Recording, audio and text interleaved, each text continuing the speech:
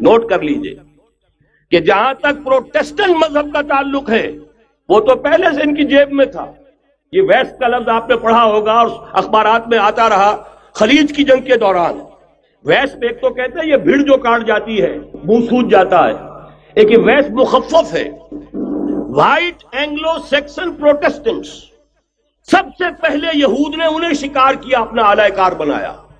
یہی وجہ ہے آپ کو معلوم ہے 1917 میں انگریزوں کے ذریعے سے انہیں یہ اجازت ملی کہ فلسطین میں زمینیں بھی خرید سکتے ہیں، جائیدادیں بھی خرید سکتے ہیں. بالفور ڈیکلریشن انگلستان کا وزیر خارجہ تھا جس نے کہ یہ اجازت دلوائی ہے. ورنہ یہ کہ خلافت عثمانیہ جب تک قائم رہی ہے، خلیفہ عثمانی ترک خلیفہ نے اجازت نہیں دی.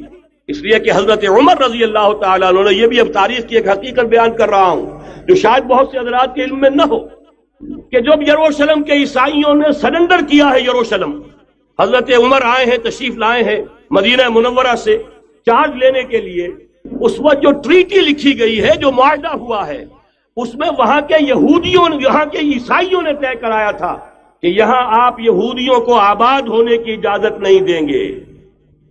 یہودی آ سکتا ہے، زیارت کر سکتا ہے، اپنے مقامات مقدسہ کو آ کر دیکھ سکتا ہے، یہاں آباد نہیں ہو سکتا. اور یہ کون شرط رکھ رہا ہے؟ عیسائی. اس وقت تک عیسائیوں کی دشمنی یہودیوں کے ساتھ اس درجے میں تھی. اور یہی حضرت عمر رضی اللہ تعالیٰ عنہ کی وہ شرط تھی کہ سلاطین عثمانیہ، خلفاء عثمانیہ نے بھی، حالانکہ یہودیوں نے بڑی سے بڑی رشوت دینے کی کوشش کی ہے، سلطان عبد الحمید خان کو یوں سمجھیے کہ سیم و زر سے خریدنے کی کوشش کی ہے، لیکن اس کے باوجود ان کا کہ جو فیصلہ حضرت عمر کر گئے تھے، جو کمٹمنٹ رضی اللہ تعالی عنہ ان کی ہے، میں اس سے سرے منہ انحراف نہیں کر سکتا. اصل میں اسی کی تو صدا ہے جو فری میسنری کے ذریعے سے خلافت کا خاتمہ کرایا گیا، کہ یہی سب سے بڑی رکاوٹ ہے.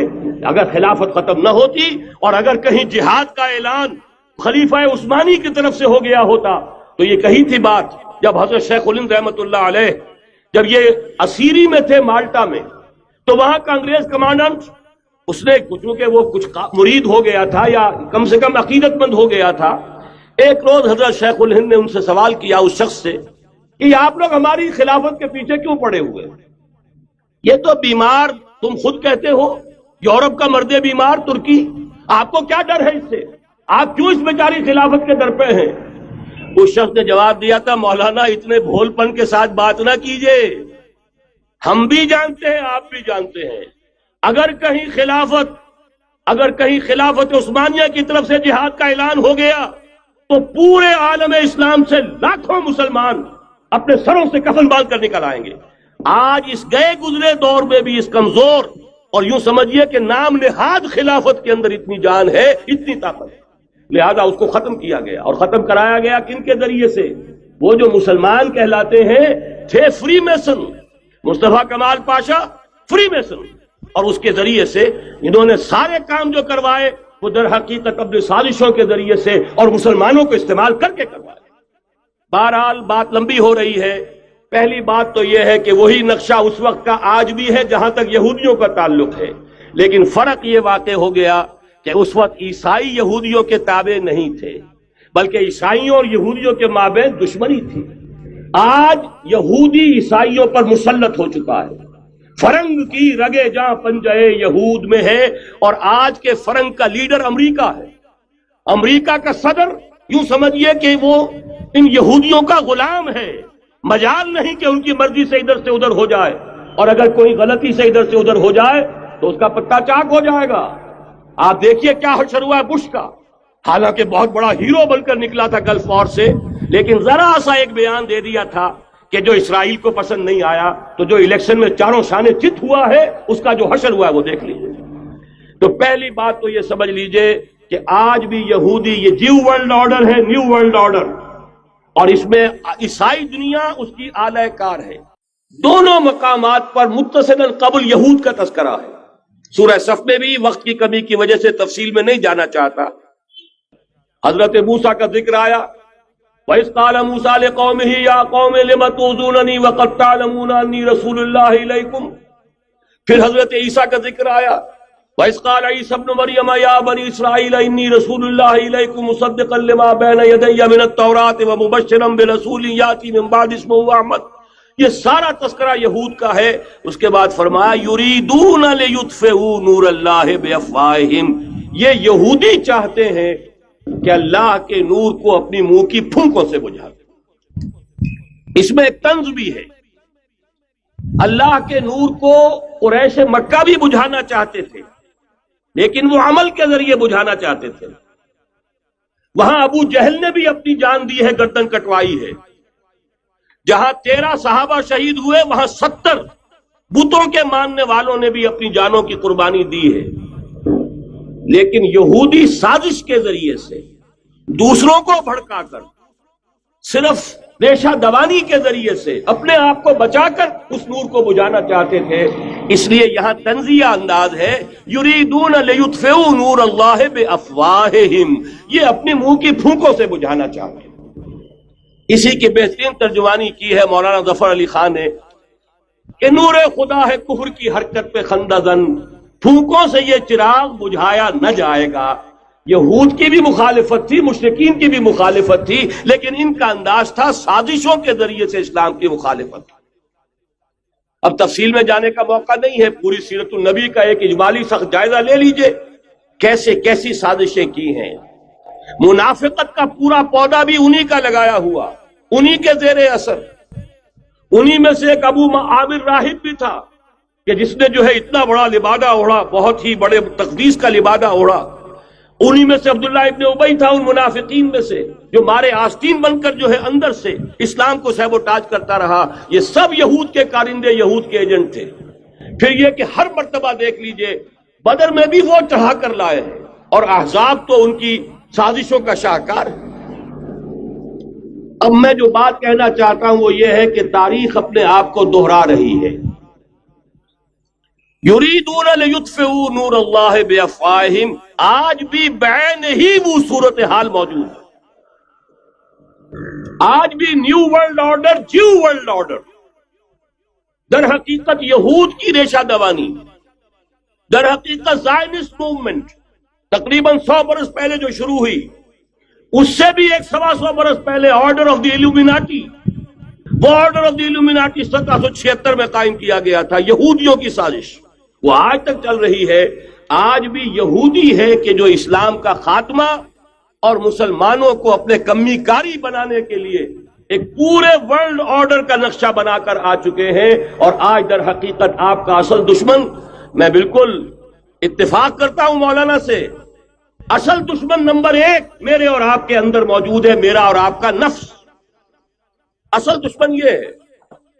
نفس ما ہم کم طرف فرعون نیست لیکن اورعون ایراعون نیست. اور دوسرا خارجی دشمن سب سے بڑا یہودی.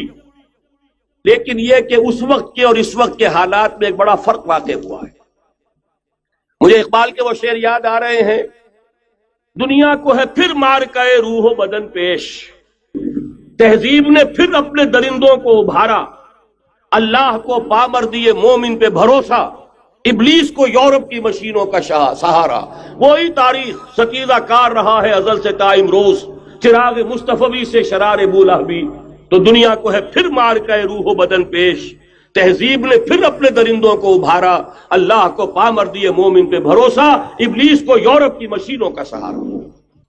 جس وقت یہودی حضور صلی اللہ علیہ وسلم اور صحابہ کرام کی مخالفت کر رہے تھے, ان کے اور عیسائیوں کے درمیان دشمنی تھی. وقالت اليہود لیست النصارى علی شیء وقالت النصارى لیست اليہود علی شیء. ان میں آپس میں سانپ اور نیولے کا بیر تھا اس وقت جبکہ نبی اکرم صلی اللہ علیہ وسلم کے ساتھ یہود کی یہ کشاکش جاری تھی. یہی وجہ ہے کہ آپ کو معلوم ہے کہ قرآن مجید کہتا ہے کہ بدترین دشمن تمام انسانوں میں اہل ایمان کے وہ یہود ہیں, اور قریب ترین اگر کسی کو پاؤ گے دوستی میں مسلمانوں کے تو وہ نصارہ. سورہ مائدہ کی آیت ہے, وَلَتَجِدَنَّ أَشَدَّ النَّاسِ عَدَاوَةً لِلَّذِينَ آمَنُوا الْيَهُودَ وَلَتَجِدَنَّ أَقْرَبَهُمْ لِلَّذِينَ آمَنُوا مَوَدَّةً لِلَّذِينَ آمَنُوا الَّذِينَ قَالُوا إِنَّا نَصَارَى. اس وقت صورتحال یہ تھی. آج زمین و آسمان کا فرق واقع ہو چکا ہے. آج یہودی عیسائی پر مسلط ہو چکا ہے. یہودیوں نے پورا عالم عیسائیت فتح کر لیا ہے. آج پورا عالم عیسائیت یہودیت کا اعلی کار بن چکا ہے. چنانچہ پہلے تو ایک ہی بات تھی، یہ تو تقریباً 300-400 سال قبل ہو چکا، کہ west white Anglo Saxon protestants یہ تو اعلی کار بن گئے تھے آج سے صدیوں پہلے. انہی کے ذریعے سے یورپ کے اندر انہوں نے سود کی اجازت حاصل کی. انہی کے ذریعے سے یہ ساری فحاشی اور یہ ساری اریانی کا جو بازار گرم کیا، یہ در حقیقت آزاد خیالی، لبرلزم، حریت فکر، حریت عمل. میں آزاد ہوں، میں ننگا جانا چاہتا ہوں بازار میں، آپ کون ہوتے روکنے والے؟ آپ اپنی آنکھیں بند کر لیں. ہم آزاد ہیں، ہم دو مرد ہیں، شادی کرنا چاہتے ہیں، شوہر اور بیوی کی حیثیت سے رہنا چاہتے ہیں، آپ کون اعتراض کرنے والے؟ یہ سارا یہود کی سازش. اور آپ کو معلوم ہونا چاہیے جب تک پوپ کا کنٹرول تھا یورپ پر، یعنی ابھی کیتھولک جو عیسائیت ہے وہ غالب تھی، اس وقت تک پورے یورپ میں سود حرام تھا، کہیں انٹرسٹ کا کاروبار نہیں ہو سکتا تھا. یہ پروٹیسٹنٹس کے ذریعے سے اس کی اجازت حاصل کی. نتیجہ یہ نکلا، علامہ اقبال شاعر مشرق اس صدی کے آغاز میں گیا تھا یورپ، اور وہاں جا کر اس نے دیکھ لیا تھا فرنگ کی رگے جہاں پنجے یہود میں ہے. معاشی اعتبار سے یہودیوں نے پورے یورپ کے اوپر اپنا تسلط قائم کر لیا تھا. اور یہ یہودی کون تھے؟ Rothschilds, Goldsmiths. یہ گولڈ سمتھ جس نے شکار کیا ہے تازہ عمران خان، ایک ابھرتی ہوئی شے تھا، امیدیں وابستہ ہو رہی تھیں، پہلے ہی سے ایک ہیرو کی شکل میں تھا. وہ اسلام کی بات کرنے چلا تھا، وہ اپنے کلچر کی بات کرنے چلا تھا. گولڈ سمتھ 5 کروڑ پاؤنڈ تو پہلی سلامی ملنے والی ہے. یہ قیمت کس سے کی دی جا رہی ہے؟ غور کیجئے. اگر وہ سارا سازشی کردار جو یہود کا ہے وہ سامنے ہو تو ہر شے آپ کے سامنے بالکل ٹرانسپیرنٹ نظر آئے گی. آپ دیکھ سکتے ہیں کہ اصل میں ہو کیا رہا ہے. بہرحال مجھے جو دوسری بات کہنی تھی وہ یہ کہ یریدون لیطفئوا نور اللہ بافواہہم اس وقت بھی یہودی تھا، آج بھی یہودی ہے. لیکن فرق یہ واقع ہوا ہے کہ اس وقت یہودی کے کنٹرول میں عیسائی نہیں تھے، بلکہ 1200 برس تک یہودیوں کے اوپر ظلم و ستم بلکہ ہوتا رہا عیسائیوں کے ہاتھوں. پورے یورپ میں پرسیکیوٹڈ تھے. انہیں اگر کہیں سہارا ملا مسلمانوں کے ذریعے سے اسپین میں ملا ہے. اب اس پہ نوٹ کیجئے کہ اس وقت کی فضا ہے کیا. عالم اسلام میں سے عالم عرب ان کے شکنجے میں جا چکا. کیوں بنا کر کھڑے ہوئے ہیں اسرائیل کو ماننے کے لیے اور سر تسلیم خم کرنے کے لیے؟ انہیں بلا کر میڈرڈ میں پیش کیا گیا یہودیوں کے سامنے کہ تم جن کے ساتھ ایک ٹیبل پر بیٹھنے کو تیار نہیں تھے، میڈرڈ میں آؤ اپنا قبرستان دیکھو. یہ اسپین کی سرزمین جہاں تم نے 800 برس حکومت کی تھی، یہ تمہارا قبرستان، یہاں آؤ اور بیٹھو اور ان کے ساتھ بات کرو. گئے تھے کہ نہیں تمام فرنٹ لائن سٹیٹس میڈرڈ میں؟ حالانکہ کوئی بین الاقوامی کانفرنس کبھی میڈرڈ میں نہیں ہوئی. یا تو یہ واشنگٹن میں، بعد میں وہ سارے معاملات واشنگٹن میں چلے. شروع وہاں سے کیا، اس لیے کہ نیوز ویک کا کچھ عرصے پہلے کور سٹوری جو تھی 1992 is the year of Spain. Why? 1592 was the year of the fall of Granada.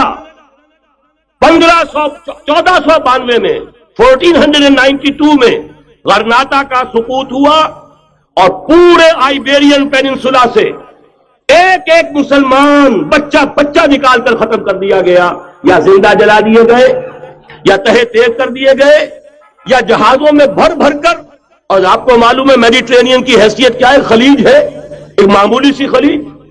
ادھر سے اسپین کا ساحل قریب آ جاتا ہے، اسپین کے ساحل سے جہازوں میں بھرا اور نارتھ افریقہ کے ساحل کے اوپر پھینک کر آ گئے. پورے ہسپانیہ میں جہاں 800 برس مسلمان کی حکومت رہی، ایک بچہ بھی مسلمان نام کا موجود نہ رہا. یہ تھا 1492 اور اب آیا تھا 1992. 1992 is the year of Spain. اسی لیے ورلڈ اولمپکس رکھے گئے، وہاں دلہن کی طرح سجایا گیا ہسپانیہ کو اور بلایا گیا، طلب کیا گیا، سمن کیا گیا تمام دول عرب کو، آؤ یہاں بیٹھو اور یہاں بیٹھ کر اپنے ان یہودی دشمنوں کے ساتھ مصالحت کی بات شروع کرو۔ بہرحال نوٹ کر لیجئے، عالم عرب جا چکا، کوئی دن کی بات ہے، میں سنسنی پیدا نہیں کرنا چاہتا، لیکن حالات اور واقعات سے نگاہیں بند کرنا بھی کوئی دانش مندی کی بات نہیں ہے۔ یہ ایودھیا کی مسجد شہید کی گئی، ابھی یہ ایک بہت بڑا مزار جو ہے شہید کیا گیا، اس کے ساتھ کئی مسجدیں شہید کی گئی۔ یہ سب کیا ہے؟ یہ مسلمانوں کی نفس دیکھی جا رہی ہے کہ کوئی غیرت اور حمیت نام کی کوئی شے باقی ہے؟ جیسے علامہ اقبال نے وہ نظم لکھی تھی، عبد القادر روہیلا بڑا ظالم جفاجو کینہ پرور تھا، لیکن یہ کہ اس نے جو ایک ٹیسٹ لیا تھا کہ وہ جو عورتیں ہیں تیموری خاندان کی، ان میں کوئی رمق رہ گئی ہے؟ معلوم ہوا کہ نہیں، کہ غیرت نام تھا جس کا گئی تیمور کے گھر سے، ختم، غیرت نکل گئی۔ اسی طرح ایودھیا کی مسجد، اب چرار شریف، اور یہ کوئی دن کی بات ہے کہ اب مسجد اقصی کا نمبر آیا کہ آیا، اس کے لیے پوری تیاریاں ہو چکی ہیں۔ یروشلم کا مشرقی حصہ خالی کرایا جا چکا ہے، اس کے اندر اب پورا تسلط یہودی کر رہے ہیں، لیکن یہودی اب پیچھے قدم ہٹانے والا نہیں ہے۔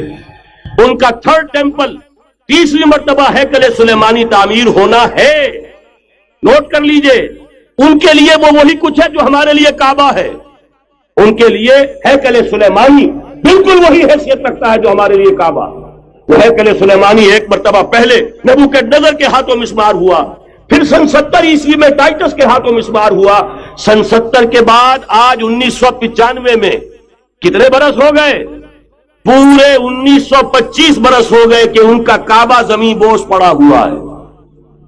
اب تک تو ان کا بس نہیں تھا، اب تو بس ہے کہ نہیں؟ اب ان کی حکومت ہے کہ نہیں؟ اب شاہ حسن ہو چاہے شاہ حسین، ان کے نوکر اور چاکر ہیں یا نہیں؟ اب انہیں ڈر کس کا ہے؟ لہذا کوئی دن کی بات ہے، مسجد اقصی شہید ہوگی اور ٹیمپل کی تعمیر شروع ہوگی۔ ایک دوسری تصویر ہے، یہ تصویر ہے زمینی، ایک تصویر ہے آسمانی۔ وَمَكَرُوا وَمَكَرَ اللَّهُ وَاللَّهُ خَيْرُ الْمَاكِرِينَ۔ انہوں نے اپنی سی تدبیریں کی، اللہ نے اپنی تدبیر کی، اور ظاہر بات ہے اللہ کی تدبیر سے بہتر تدبیر کس کی ہوگی؟ چنانچہ یہودیوں کی سازشیں اس وقت بھی ناکام ہوئی تھی یا نہیں؟ ظاہر بات ہے جاء الحق وزهق الباطل ان الباطل کان زهوقا۔ لہذا یہ آیتیں دونوں اعلان کر رہی ہیں کہ یہودیوں کی سازشیں بالآخر ناکام ہوں گی اور دین حق کا بول بالا ہو کر رہے گا۔ یہ تو ان آیتوں سے ظاہر ہے۔ یریدون لیطفئوا نور اللہ بافواہہم واللہ متم نورہ ولو کرہ الکافرون۔ یریدون ان یطفئوا نور اللہ بافواہہم ویابى اللہ الا یتم نورہ ولو کرہ الکافرون۔ هو الذی ارسل رسولہ بالہدى ودین الحق لیظہرہ علی الدین کلہ ولو کرہ المشرکون۔ اللہ نے تو بھیجا ہی ہے اپنے رسول کو اس فیصلے کے ساتھ اور یہ ذمہ داری اور مشن دے کر کہ جو دین حق آپ کو دے کر بھیجا جا رہا ہے اسے غالب کیجئے، نافذ کیجئے، قائم کیجئے، اس مشن کے ساتھ بھیجا جا رہا ہے۔ اور وہ بہرحال آیا جاء الحق وزهق الباطل ان الباطل کان زهوقا۔ لیکن نوٹ کرنے کی بات یہ ہے، ذرا یہاں تھوڑا سا تحمل کے ساتھ غور کیجئے گا، کہیں میرے خلاف کوئی فتویٰ دینا شروع کر دیں۔ کیا حضور کا مقصد بعثت اس وقت مکمل ہو گیا تھا؟ ایک درجے میں ہو گیا کہ جزیرہ نما عرب پر اللہ کے نور کا بھی اتمام ہو گیا، اللہ کا دین بھی غالب ہو گیا کہ نہیں ہو گیا؟ لیکن کیا محمد الرسول اللہ صرف عرب کے لیے بھیجے گئے تھے؟ قرآن کہتا ہے ببانگ دول وما ارسلناک الا کافۃ للناس بشیرا ونذیرا۔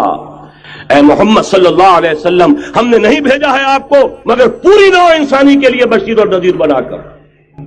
تو جان لیجئے کہ یہ مقصد بعثت محمدی صلی اللہ علیہ وسلم بتمام کمال اس وقت پورا ہوگا جب کل عالم انسانیت پر، کل روئے ارضی پر اللہ کا دین اسی طرح غالب ہو جائے گا جس طرح کہ محمد الرسول اللہ والذین معہ صلی اللہ علیہ وسلم ورضی اللہ تعالی عنہم اجمعین، ان کے ہاتھوں سے، ان کے ایثار سے، ان کی قربانیوں سے، جن کا نقشہ آپ کے سامنے مولانا کھینچ چکے ہیں، ان کی احسان، ان کی قربانیاں، ان کی محنت، ان کی جفاکشی، ان کی سرفروشی، ان کے جان تن من دھن لگا دینے کے نتیجے میں جیسے اس وقت غالب ہوا تھا، کل روئے ارضی پر غالب ہوگا، تب کہیں جا کر مقصد بعثت محمدی مکمل ہوگا۔ یہی وجہ ہے اقبال نے کہا تھا وقت فرصت ہے کہاں، کام ابھی باقی ہے، نور توحید کا اتمام ابھی باقی ہے۔ لیکن ساتھ ہی خوشخبری بھی دی تھی، یہ چمن معمور ہوگا نغمہ توحید سے، آئے گا وہ دور، یہ چمن معمور ہوگا نغمہ توحید سے، لازماً آتا رہے گا۔ لہذا اب اس کے درمیان جو یہ فصل ہے اس کو سوچئے۔ یہ زمینی حالات جنہیں میں نے کہا انہیں دیکھیں، ظاہر بات ہے کبوتر کی طرح آنکھیں بند کرنے کا تو فائدہ نہیں، حقیقت کو دیکھنا پڑے گا۔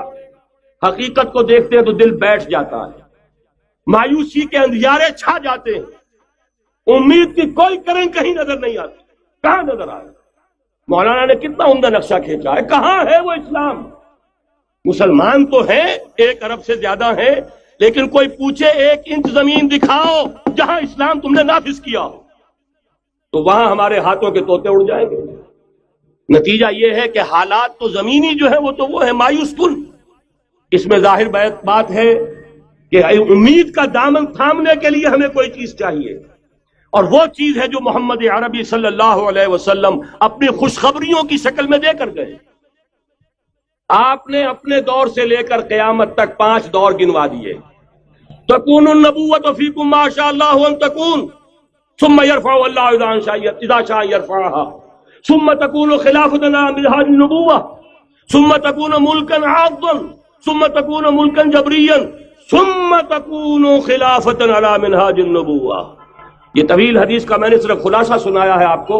مسند احمد ابن حنبل کی روایت ہے، حضرت نعمان ابن بشیر راوی ہے رضی اللہ تعالی عنہ۔ پہلا دور دور نبوت، دوسرا دور دور خلافت علی منہاج النبوۃ، نبوت کے نقش قدم پر خلافت جسے ہم خلافت راشدہ کہتے ہیں۔ تیسرا دور مسلمانوں کی حکومتیں، لیکن وہ ملوکیت کا دور، ملکن عاضن، اور ان میں ظاہر بات ہے کہ عاضن بھی تھی، جہاں ان میں خوبیاں تھیں وہاں برائیاں بھی تھیں۔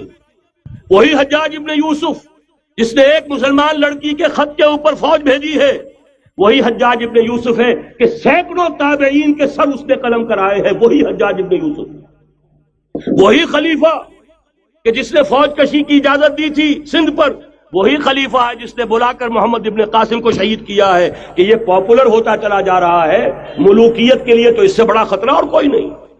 اس لیے کہ سندھ کے ہندوؤں نے ان کے بت بنا لیے تھے۔ یہ نوجوان در جوانی توبہ کردن شیوائے پیغمبریس، یہ نوجوان اور اتنا نیک اور پارسا ان کے بت بنا کر مندروں میں رکھ دیے گئے۔ اندیشہ ہو گیا کہ یہ تو پاپولر ہو گیا تو ہمارے خلاف بغاوت کر دے گا، بلا کر شہید کر دیا گیا۔ بہرحال تیسرا دور تھا وہ ملکن عاضن، کچ کھلی ملوکیت۔ چوتھا دور تھا ملکن جبرین، غلامی کی ملوکیت۔ پہلے کم سے کم بادشاہ مسلمان نام کے تو تھے، اب تو ہم ملکہ برطانیہ کے زیر نگی تھے، تاج برطانیہ کے غلام تھے، کہیں بلندیزیوں کے غلام تھے، کہیں کسی اور کے غلام تھے، کہیں اطالویوں کے غلام تھے، کہیں فرانسیسیوں کے غلام تھے۔ یہ چوتھا دور نوٹ کر لیجئے، آدھا ختم ہو گیا، آدھا باقی ہے۔ براہ راست غلامی کا دور ختم ہو گیا، لیکن ریموٹ کنٹرول والی انہی کی غلامی اب بھی چل رہی ہے۔ فیصلہ وہی ہے جو مولانا نے کہا، تصویر یا امریکہ یا امریکہ یا امریکہ۔ وہی لوگ، وہی ذہن، وہی ان کی بود و باش، وہی ان کی معاشرت، وہی ان کی سوچ، وہی ان کے اقدار، وہی ان کے نظریات، وہی ان کی معاشیات، وہی ان کی معاشرت، ہر شے وہی ہے، صرف رنگ کا فرق ہے اور کچھ نہیں۔ نظام ابھی وہی ہے، چلانے والے بھی انہی کے پرستار ہیں، بلکہ ریموٹ کنٹرول سے وہی چلا رہے ہیں۔ وہ تو آپ کے بجٹ کا بھی فیصلہ کرتے ہیں، آپ کی الیکٹریسٹی کے ریٹس بھی معین کرتے ہیں۔ تو حال یہ ہے کہ ابھی وہ چوتھا دور ختم نہیں ہوا۔ فرق صرف یہ ہے کہ ڈائریکٹ کی بجائے ریموٹ کنٹرول ہے، لیکن حضور کی خوشخبری یہ ہے ثم تکون خلافۃ علی منہاج النبوۃ، پھر ایک دور آئے گا خلافت علی منہاج النبوۃ کا۔ یہ محمد الرسول اللہ کی نوید ہے، وہ صادق المصدوق، وہ سچے ہیں، ان کی صداقت پر خود اللہ گواہ ہے۔ لہذا وہ دور آ کر رہے گا، اس میں کسی بھی بندے مومن کے لیے کسی شک و شبے کی کوئی گنجائش نہیں۔ اگلی حدیث اگلی سنیے، اب جب یہ دور آئے گا تو عالمی ہوگا، جیو ورلڈ آرڈر نہیں ہوگا، جسٹ ورلڈ آرڈر ہوگا۔ یہ نیو ورلڈ آرڈر NWO، حقیقت میں جیو ورلڈ آرڈر ہے JWO، لیکن اسی کو بدلنا ہے جسٹ ورلڈ آرڈر آف اسلام، اور وہ گلوبل ہوگا۔ دو حدیثوں کا تذکرہ کر دوں۔ حضرت ثوبان حضور کے ایک آزاد شدہ غلام تھے، وہ روایت کرتے ہیں، مسلم شریف کی روایت ہے، یہ صحیحین میں فرماتے ہیں کہ حضور نے ارشاد فرمایا، ان اللہ زوالی الارض فرأیت مشارقها ومغاربها وان امتی سیبلغ ملکها ما زوی لی منها، رواہ مسلم رحمہ اللہ۔ حضور فرماتے ہیں اللہ تعالیٰ نے میرے لیے پوری زمین کو لپیٹ دیا، یہاں تک کہ میں نے اس کے سارے مشرق دیکھ لیے، سارے مغرب دیکھ لیے، اور سن لو مجھ سے، ٹیک اٹ فرام می، میری امت کی حکومت ان تمام علاقوں پر قائم ہو کر رہے گی جو مجھے زمین کو لپیٹ کر اور سکیڑ کر دکھا دیے گئے۔ گلوبل ہوگی کہ نہیں؟ دوسری حدیث سنیے، یہ پھر مسند احمد ابن حنبل کی ہے۔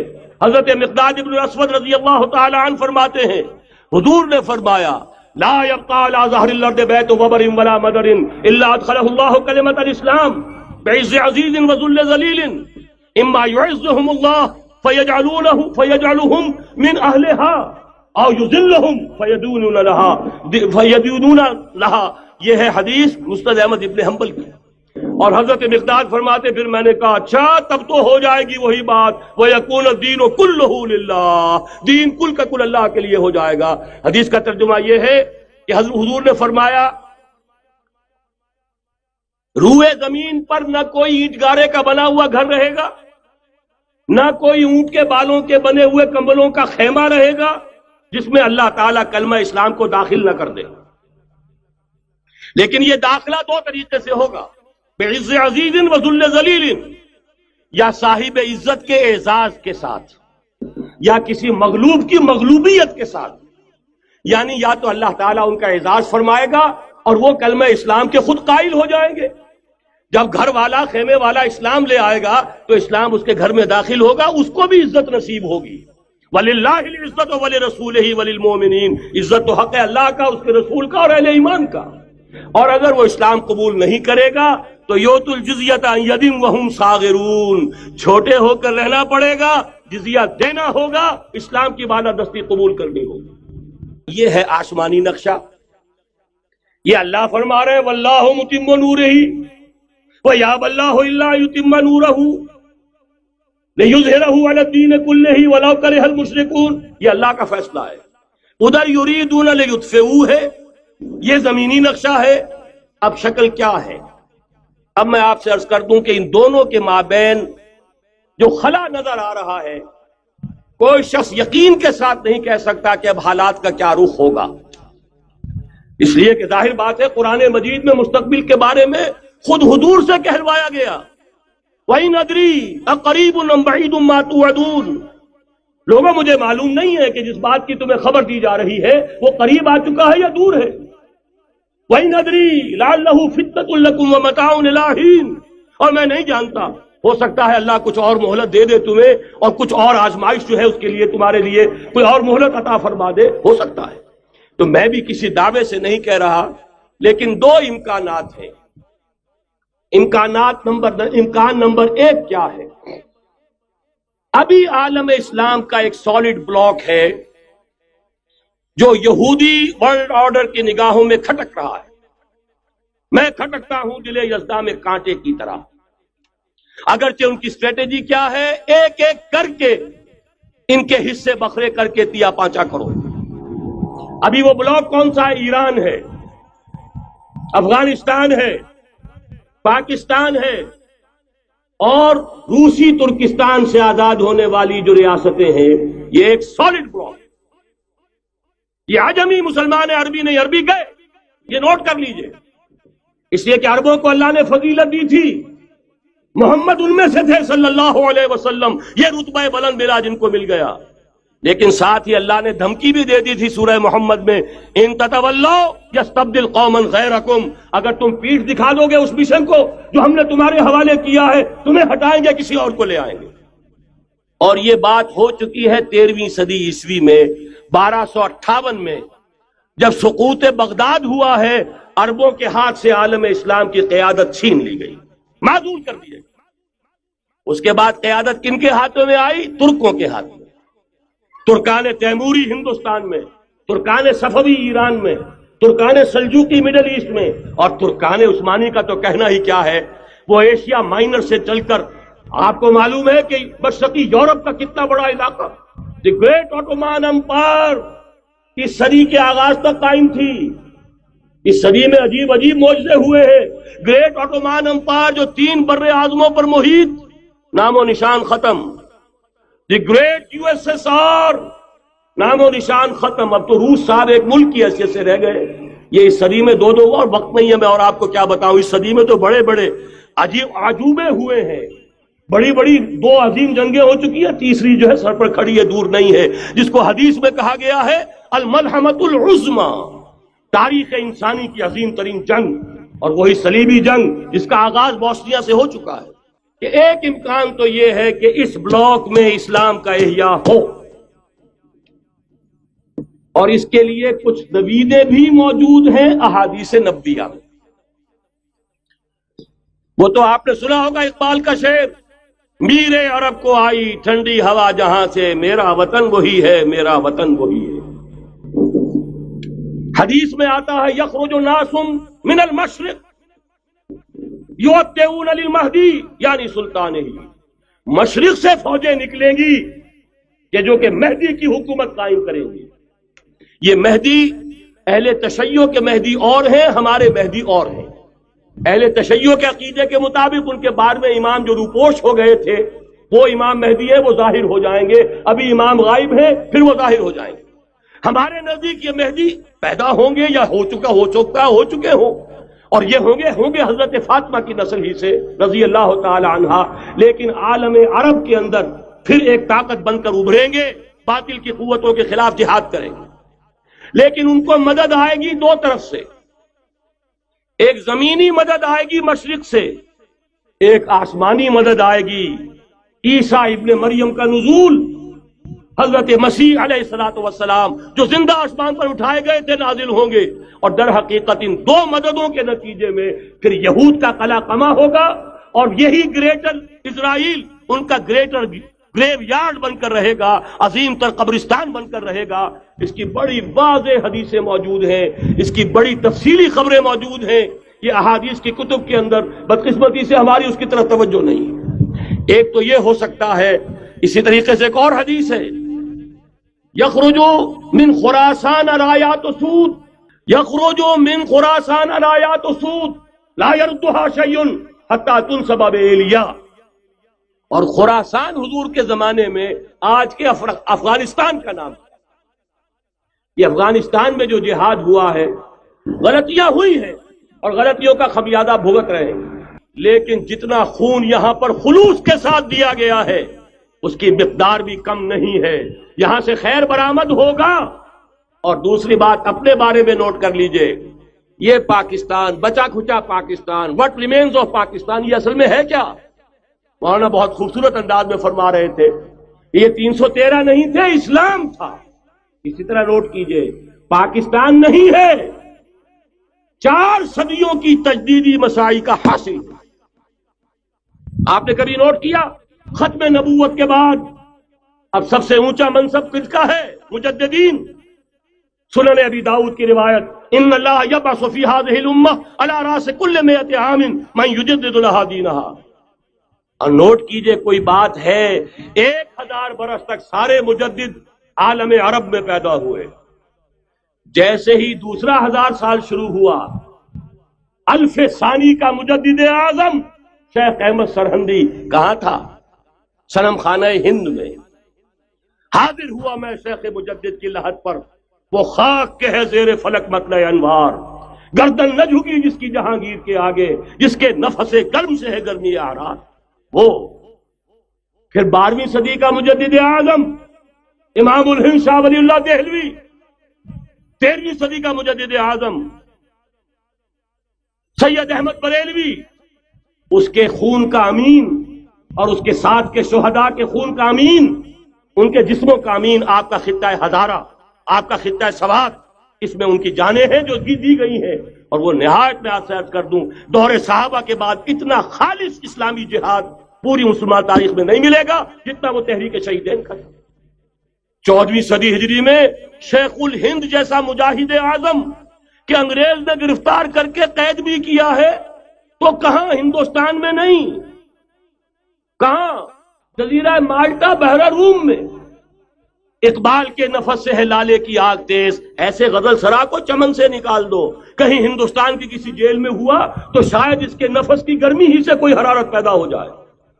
اور اسی صدی میں 14ویں صدی ہجری میں اقبال جیسا مفکر، اسی 14ویں صدی ہجری میں مودودی جیسا مصنف، اسی 14ویں صدی ہجری میں مولانا الیاس جیسا مبلغ رحمہم اللہ، عظیم شخصیتیں آج پورے عالم اسلام میں آپ کو تبلیغی دوست ملیں گے. یہ کہاں سے شروع ہوئی تحریک؟ دہلی کی ایک چھوٹی سی مسجد سے. وہ مسجد بنگلے والی اب تو بڑی عالیشان ہو گئی ہے، جب وہاں شروع ہوا تھا کام بڑی چھوٹی سی مسجد. یہ سارے کام یہاں کیوں ہوئے؟ پورا عالم اسلام آزاد ہوا، کہیں نعرہ اسلام کا نہیں لگا، کہیں عرب قومیت پر، کہیں کسی اور عصبیت پر تحریکیں چلی ہیں. صرف تحریک پاکستان تھی کہ پاکستان کا مطلب کیا؟ لا الہ الا اللہ. کوئی سبب ہے کہ یہاں قرارداد مقاصد پاس ہوئی، حاکمیت اللہ کی ہے، کہ اکبر نام لیتا ہے خدا کا اس زمانے میں. یہ سارا ماضی سامنے رکھیے اور حضور کی دی ہوئی پیشن گوئیوں کا مستقبل سامنے رکھیے. ان دونوں سے ثابت ہوتا ہے اس خطہ ارضی سے کچھ ہونا ہے. اگرچہ بھٹکے ہوئے ہیں لیکن کبھی بھولی ہوئی منزل بھی یاد آتی ہے راہی کو، اور بھٹکے ہوئے آہو کو پھر سوئے حرم لے چل. اس کی ضرورت ہے مسلمان کو پھر اس کا مقصد یاد دلایا جائے.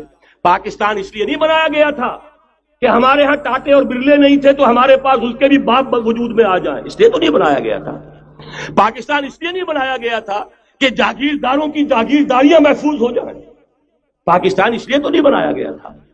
اور یہ کہ نمازیں اور مسجدیں تعمیر ہو جائیں، مسجدیں تو امریکہ میں تعمیر ہو رہی ہیں عالی شان سے عالی شان، اس لیے پاکستان نہیں بنا تھا. آج بھی مسلمان، میں معذرت سے عرض کر رہا ہوں مولانا سے، آج بھی بھارتی مسلمان کی ایوریج نمازی ہونے کے اعتبار سے پاکستانی مسلمان سے کہیں بہتر.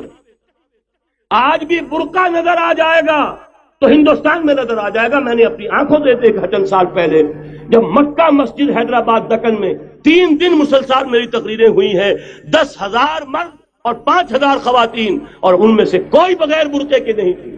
ایک سیلاب نظر آ رہا تھا برقعوں کا کہ جب جلسہ ختم ہوا ہے رات کے 12 بجے 3 دن تک متواتر. یہاں کہاں نظر آئے گا برقع آپ کو؟ یہاں تو جس کے بعد 2 پیسے ہو گئے اس نے سب سے پہلے برقع اتار کے پھینک دیا. معلوم اچھی طرح سمجھ لیجئے یہ چیزیں تو وہاں زیادہ ہیں یہاں کی نسبت. اصل ضرورت تھی کہ یہاں اس نظام کو قائم کیا جائے، وہ نظام عدل اجتماعی، وہ جس میں حریت ہو، جس میں عام آدمی بھی خلیفہ وقت کو ٹوک سکے. یہ کرتا کیسے بن گیا؟ ایک خاتون بھی کھڑی ہو کر دامن پکڑ لے، عمر تمہیں کیا حق ہے کہ ہمارے مہر کے اوپر پابندی لگا رہے ہو، جبکہ اللہ نے نہیں لگائی. اللہ قرآن میں قنطارہ کا لفظ استعمال کر رہا ہے. ڈھیروں سونا دے دے کوئی شخص اپنی بیوی کو مہر کے اندر، طلاق دیتے وقت اس میں سے کچھ نہیں لے سکتا. آپ کون ہوتے ہیں ہمارے حق کے اوپر پابندی لگانے والے؟ اور عمر نے کہا آج ایک بڑھیا نے وہ اب عمر کو دین سکھایا، آرڈیننس واپس. حضرت سعد بن ابی وقاص رضی اللہ تعالی عنہ جو فاتح ایران تھے، وہ گورنر ایسے ہی نہیں بن گئے تھے ریوڑیاں بٹی ہو اور گورنر ہی مل گئی ہو. وہ تو خود فاتح تھے ایران کے، اس لیے گورنر تھے. صرف ایک پرچہ پہنچا ہے بارگاہ خلافت میں، حضرت عمر فاروق کے پاس انفارمیشن آئی سعد نے اپنے گھر کے باہر ڈیوڑی بنا لی ہے اور ایک دربان کھڑا کر دیا. حضرت بلال کو بھیجا ہے رقعہ دے کر، اور یہ حکم تھا کہ بلال پہلے تو جاتے ہی ڈیوڑی میں آگ لگا دینا، پھر یہ رقعہ دینا میرا. اور رقعے میں لکھا ہوا تھا اے سعد، لوگوں کو ان کی ماں نے آزاد جانا تھا، تم نے انہیں اپنا غلام کب سے بنا لیا ہے. یہ دربان کھڑے کر دیا اپنے آگے. وہ حریت، وہ مساوات کہ جا رہا ہو خلیفہ وقت اور چارج لینے جا رہا ہے بیت المقدس کا، کوئی ذاتی علاج کے لیے نہیں جا رہا، سیر و سیاحت کے لیے نہیں جا رہا، چارج لینے کے لیے بالکل سرکاری وزٹ ہے، آفیشل وزٹ ہے، اسٹیٹ وزٹ ہے۔ اور حال کیا ہے؟ 700 میل کا فاصلہ طے کرنا اور ایک اونٹنی، کوئی انٹوریج نہیں، کوئی خدم و حشم نہیں، کوئی جمبو جٹ بھرے ہوئے نہیں، کچھ نہیں، ایک اونٹنی ایک خادم۔ اس ایک اونٹنی پر چونکہ راستے کا راشن بھی ہے لہذا 2 آدمی نہیں بیٹھ سکتے، ایک بیٹھ سکتا ہے۔ ایک منزل خلیفہ وقت بیٹھا ہوا ہے اوپر اور خادم نکیل پکڑ کر چل رہا ہے، اگلی منزل خادم اوپر بیٹھا ہے اور خلیفہ وقت عمر بن الخطاب رضی اللہ تعالی عنہ اور وہ آگے آگے نکیل پکڑ کر چل رہے ہیں۔ یہ نظام چاہیے آج نوع انسانی کو۔ اس کے انتظار میں، اس کی تلاش میں نوع انسانی نے کتنے تجربے کر لیے، کیسی چھلانگیں لگائیں، ملوکیت ختم کی، آسمان سے گرا کھجور میں اٹکا، جمہوریت آئی نام نہاد، لیکن وہ سرمایہ دارانہ نظام بن کر آگے سے بڑھ کر لعنت بن گئی۔ پہلے جاگیردار مسلط تھا، اب سرمایہ دار اور کارخانے دار مسلط ہو گیا۔ اس سے نکلنے کے لیے زور لگایا، کمیونزم کی طرف گئے، چھلانگ لگائی، اب ایک پارٹی ڈکٹیٹر بن کر بیٹھ گئی۔ انسان رست از یک بند کا افتاد در بندے دیگر، ایک چیز سے غلامی سے نجات پاتا ہے، دوسری میں پھنس جاتا ہے۔ اور کیوں؟ کہ وہ نظام عدل اجتماعی جو محمد عربی کو دے کر بھیجا گیا تھا، اس کے کسٹوڈین سوئے ہوئے، اس کے کسٹوڈینز کو اندازہ ہی نہیں۔ یہ نسخہ تو ہمارے پاس تھا، ہمیں عمل کرنا تھا اور دنیا کے سامنے پیش کرنا تھا۔ پاکستان بنایا اس لیے گیا تھا کہ ہم اس کا ایک نمونہ دنیا کے سامنے پیش کریں گے۔ قائد اعظم نے فرمایا تھا کہ ہم یہ چاہتے ہیں کہ پاکستان کی صورت میں عہد حاضر میں اسلام کے اصول حریت و اخوت و مساوات کا ایک نمونہ قائم کر کے دکھائیں۔ کہاں ہے وہ؟ بھٹک گئے، سو گئے۔ پہلی بات میں مولانا سے معذرت کے ساتھ عرض کروں گا، مولانا نے فرمایا تھا کہ یہاں ایمان بہت ہے، نمازی اکثریت میں ہے۔ مجھے ادب کے ساتھ اختلاف، ایمان نہیں ہے، یا قرآن جھوٹا ہے یا ہم میں ایمان نہیں۔ قرآن کہتا ہے انتم الاعلون ان کنتم مومنین، اگر تم مومن ہوگے تم ہی سربلند رہو گے، ہم تو سربلند نہیں ہیں، تو کیا کہیں گے قرآن جھوٹا؟ ایمان نہیں ہے۔ ہمیں موروثی عقائد مل گئے ہیں اپنے والدین سے، ہم by birth, accident of birth مسلمان ہو گئے ہیں، ہم نے اسلام کی کوئی قیمت نہیں دی ہے، اسلام کو کوئی تکلیف جھیل کر اپنے لیے اختیار نہیں کیا ہے۔ پہلا مرحلہ ہے یا ایھا الذین آمنوا آمنوا باللہ ورسولہ والکتاب الذی نزل علی رسولہ، اے ایمان والو ایمان لاؤ۔ ایک درجے میں تو ایمان والے ہو کہ اقرار باللسان کر رہے ہو، آمنت باللہ کما ہوا باسمائہ وصفاتہ وقبلت جمیع احکامہ، اقرار باللسان وتصدیق بالقلب۔ آمنت باللہ وملائکتہ وکتبہ ورسلہ والقدر خیرہ وشرہ من اللہ تعالی والبعث بعد الموت۔ لیکن یہ اقرار باللسان ہے، کبھی ذرا دلوں میں جھانکو، تصدیق بالقلب ہے۔ تصدیق بالقلب ہو جائے تو زندگی کا نقشہ بدل جائے گا، سوچ بدل جائے گی، ترجیحات بدل جائیں گی۔ آج زندگی سب سے عزیز ہے، پھر شہادت کی موت اس سے کہیں زیادہ عزیز ہے۔ نشان مرد مومن بات گویم جو مرگ آیت تبسم بر لبے اوست۔ تو پہلا مرحلہ ہے ایمان کی تجدید، ایمان کو تازہ کرو، ایمان کو تازہ کرو، اور اس کے لیے منبع اور سرچشمہ قرآن حکیم۔ هو الذی ينزل علی عبدہ آیات بینات لیخرجکم من الظلمات الی النور۔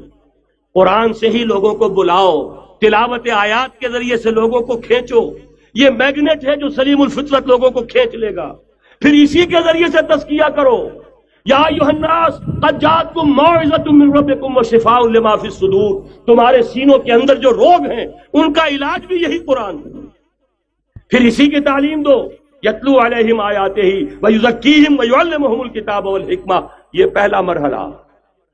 دوسرا مرحلہ جو ایمان اپنا تازہ کر لیں، شعوری طور پر اللہ، آخرت، رسالت، قرآن، محمد الرسول اللہ کی ختم نبوت، اس پر ایمان لے آئے شعوری طور پر، تجدید ایمان۔ نوٹ کر لیجئے سورہ نساء کی وہ آیت، یا ایھا الذین آمنوا آمنوا باللہ ورسولہ۔ ایمان لاؤ، اے ایمان والو ایمان لاؤ۔ جو لوگ یہ مرحلہ طے کر لیں وہ بنیان مرصوص بنے بیعت کی بنیاد پر. لیکن بیعت کون سی؟ بیعت جہاد. یہ جو بخاری شریف میں ترانہ آیا ہے صحابہ کرام کا، غزوہ خندق میں جب صحابہ کدالیں چلا رہے تھے، خندق کھودی جا رہی تھی، تو ان کی زبانوں پر ایک شعر تھا، نحن الذین بایعوا محمدا علی الجہاد ما بقینا ابدا. ہم وہ ہیں جنہوں نے محمد سے بیعت کی ہے جہاد کی، جب تک جان میں جان ہے جہاد جاری رہے گا. یہ جہاد کی بیعت. سید احمد بریلوی رحمۃ اللہ علیہ نے پہلے بیعت لی تھی بیعت ارشاد، پھر بیعت لی بیعت جہاد، اور اسے کہا یہ سلسلہ محمدی ہے. سلسلہ چشتیہ میں بیعت ہو گئی، سلسلہ سہروردیہ میں ہو گئی، سلسلہ نقشبندیہ میں ہو گئی، سلسلہ قادریہ میں ہو گئی. اب آؤ بھائی سلسلہ محمدیہ میں بیعت کرو، اور سلسلہ محمدیہ جہاد کی بیعت ہے. نحن الذین بایعوا محمدا علی الجہاد ما بقینا ابدا. اس جہاد کی بیعت سے منظم ایک امیر کا حکم، بایعنا رسول اللہ صلی اللہ علیہ وسلم علی السمع والطاعت فی العسر والیسر والمنشط والمکرہ وعلی اثرۃ علینا وعلی لا ننازع الامر اہلہ وعلی ان نقول بالحق اینما کنا لا نخاف فی اللہ لومۃ لائم. ایک حدیث متفق علیہ بخاری میں مسلم میں بھی، یہ ہے وہ اسلامی حزب اللہ کا دستور. نمبر 3 کام کیا ہوگا؟ جہاد. جماعت بن گئی جہاد، لیکن جہاد کا پہلا مرحلہ ہے جہاد باللسان، زبان سے جہاد. دعوت، تلقین، نصیحت، اور ان سب کا مرکز و محور قرآن. جہاد بالقرآن، جہاد باللسان، جہاد بالقرآن. فلا تطع الکافرین وجاہدہم بہ جہادا کبیرا.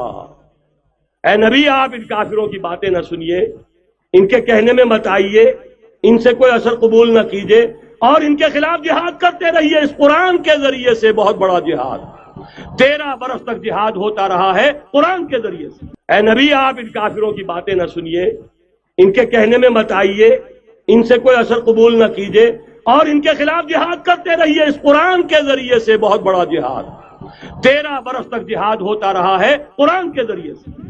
لیکن اس کے بعد اب مکے میں آ کر، جب اللہ نے مدینے میں آ کر موقع عطا فرما دیا، جب وہاں پر آ کر ایک بیس عطا کر دیا، اب وہاں سے جہاد بالسیف، جہاد بالید کا آغاز ہوا. اب طاقت کے ساتھ، قوت کے ساتھ، ہاتھ کے ساتھ جہاد شروع ہوا.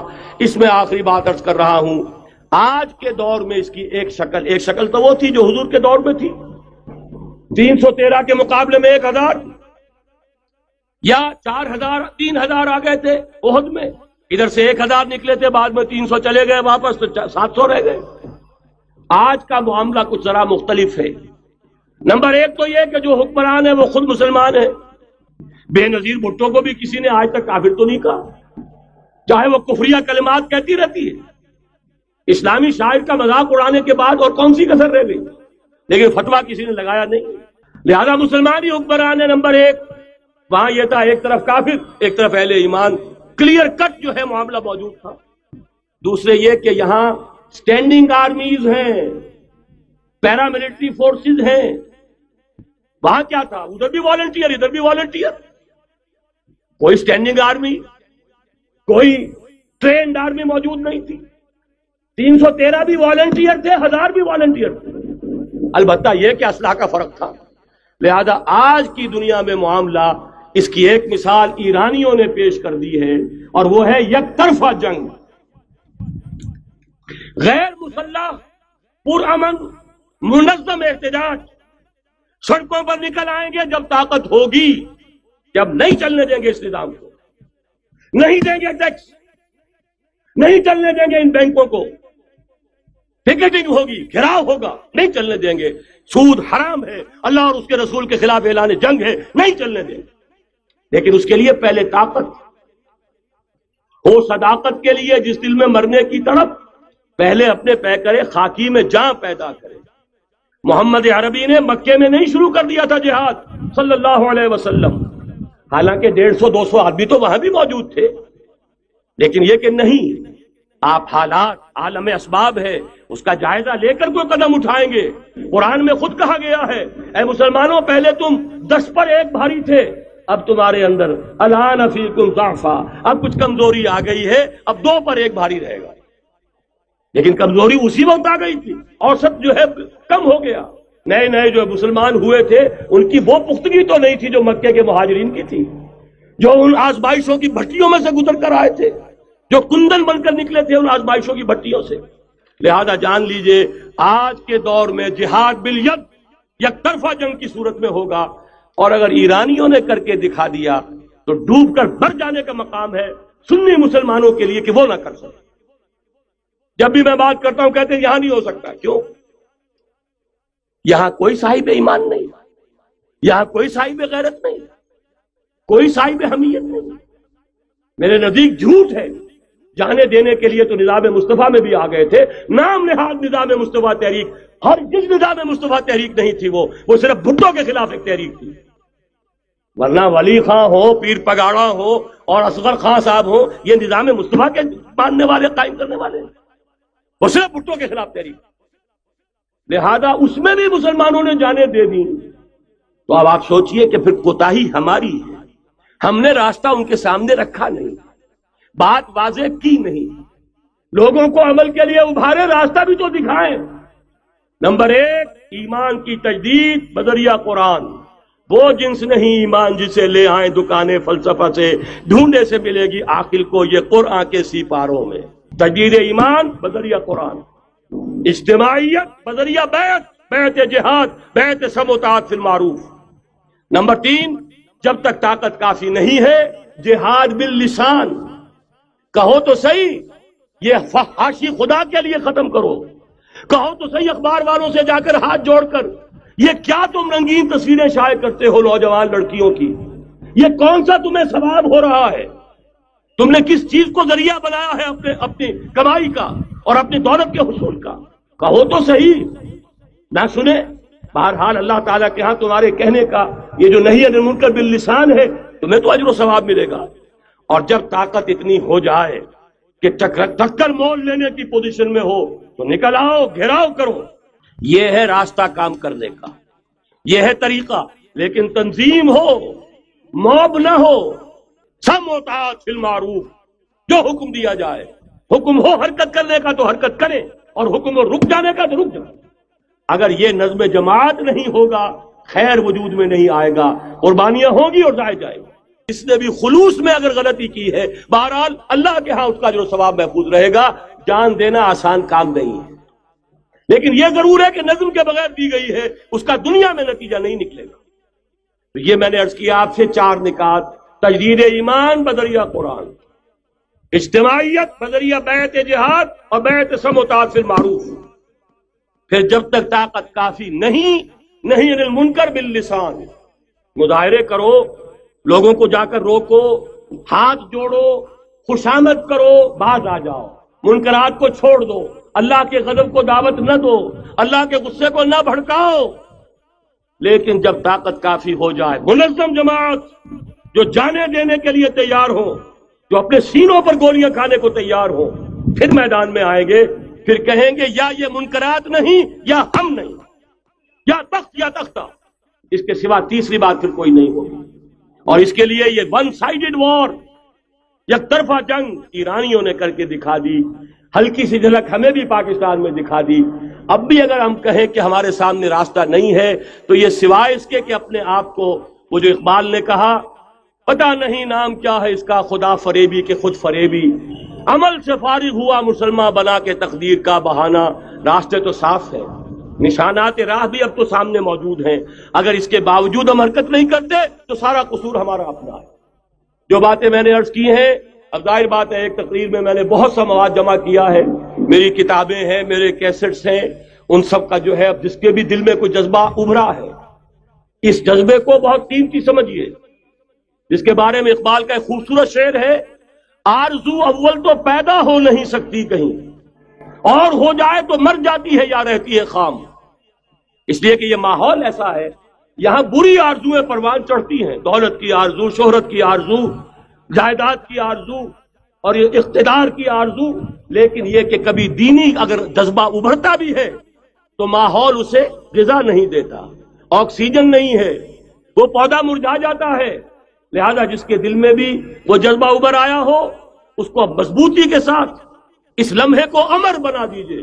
ہندی میں الف لگانے سے برعکس ہو جاتا، مر امر، ٹل اٹل، امر بنا دیں اس کو، یہ ہمیشہ کا ہو جائے کہ اب اس پر عمل کا آغاز ہوگا۔ اور عمل کے آغاز کے لیے مزید اگر آپ کو سمجھنے کی ضرورت ہے، جیسا میں نے عرض کیا ہے، کیسٹ سے کتابیں ہیں، ہمارے دفاتر ہیں، یہاں قریب آپ کے جو ہے وہ دفتر موجود ہے، وہاں سے لیجئے، عاریتاً لیجئے، خریدیے، پڑھیے، گفتگو کرنی ہو، میں اسی شہر لاہور میں رہتا ہوں، آئیے بات کیجئے، سمجھیے، سمجھائیے، لیکن یہ کہ ایک عزم تو کر کے اٹھیے۔ وہ عزم کیا ہے؟ قل ان صلاتي ونسكي ومحياي ومماتي لله رب العالمين لا شريك له وبذلك امرت وانا اول المسلمين اقول قولي هذا واستغفر الله لي ولكم ولسائر المسلمين والمسلمات ما كنا لنهتدي لولا ان هدانا الله۔ کل شکر، کل حمد، کل ثنا اس اللہ کے لیے ہے جس نے ہمیں ہدایت عطا فرمائی، اور ہم ہرگز ہدایت نہ پا سکتے اگر اللہ ہی ہمیں ہدایت نہ دیتا۔ ربنا لا تزغ قلوبنا بعد إذ هديتنا وهب لنا من لدنك رحمة إنك أنت الوهاب۔ پروردگار جب تو نے ہمیں ہدایت عطا فرمائی ہے تو اب اس پر استقامت عطا فرما، اے اللہ ہمارے دلوں کو کج نہ ہونے دے۔ پروردگار تیرے نبی نے ہمیں بتایا ہے صلی اللہ علیہ وسلم کہ ہم سب کے دل تیری دو انگلیوں کے مابین ہیں، تو جدھر چاہتا ہے پھیر دیتا ہے۔ اے اللہ ہمارے دلوں کو ایمان کی طرف، اسلام کی طرف، جہاد کی طرف، ذوق شہادت کی طرف پھیر دے۔ ربنا تقبل منا انك انت السميع العليم وتب علينا انك انت التواب الرحيم۔ اللهم انصر من نصر دين محمد صلى الله عليه وسلم واجعلنا منهم، اللهم ربنا اجعلنا منهم، واخذل من اعرض عن دين محمد صلى الله عليه وسلم ولا تجعلنا معهم۔ اللهم اغفر لنا ولآبائنا ولأمهاتنا ولجميع المؤمنين والمؤمنات والمسلمين والمسلمات الأحياء منهم والأموات إنك سميع مجيب الدعوات۔ اللهم اشف مرضانا، مرضى المؤمنين والمؤمنات والمسلمين والمسلمات، وصلى الله تعالى على خير خلقه محمد وآله وأصحابه أجمعين برحمتك يا أرحم الراحمين۔ وَلَقَدْ يَسَّرْنَا